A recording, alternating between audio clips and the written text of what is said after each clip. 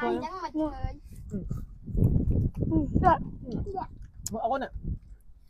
Ôn một chai đó. Cái viên nhắm. Nhắm á, để pin nhắm. Nhâm nhâm. Bạn nhắm Phật rồi. Nhâm bao nhiêu lúa như bánh chiên. Mưa. Con phở.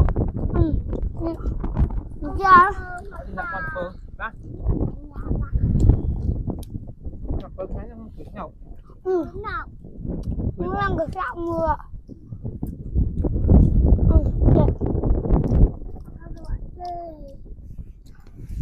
Nhá nhá.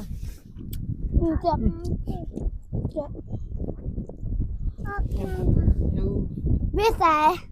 Còn biết. Mưa. Ôi cùng hai ốc kéo rồi. Mưa lại. Mưa ôn nè, ôn cho nhau. Hả?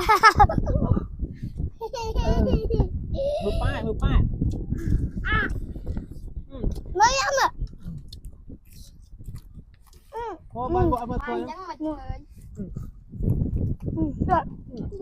Mưa ôn nè. Ôn một chai đó. Cái viên nhắm. Ai hả trời mưa. Đừng hết chứ mưa. Hạt ngay cái đó. Cưới chưa? Mưa.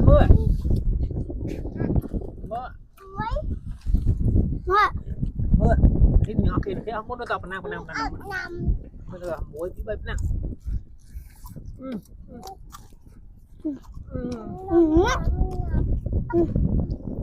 Papa apa dia kau?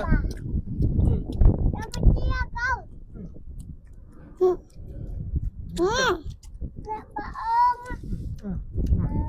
Làm nữa, nữa. Cả muối. Đang hộp ra. Muối lại lửa. Muối tí bay. Ôi ba lên nè.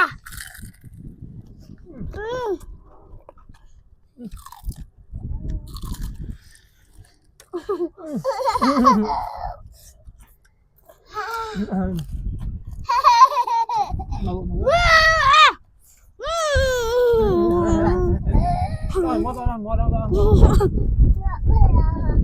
Ba.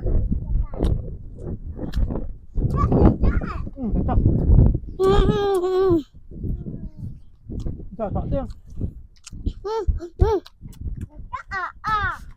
Nó không qua có làm sao ứng được. Trồng nhạc rau rồi.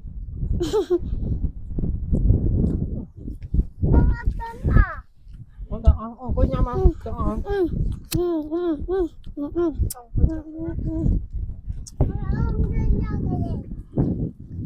Con tự lọc lò. Ôn cái gì mà. Ôn lọc lò ôn. Bạn. Chào.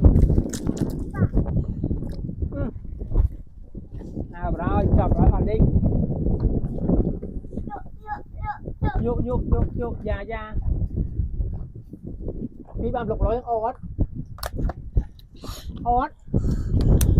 Bạn chọc rồi, ta dừng. Lại ra. Gặp bye bye. Đây. Ồ, nó không nhắc ôi rồi từ. Ồ, nó. Bye bye dân bạn tới. Bye bye. Bye bye.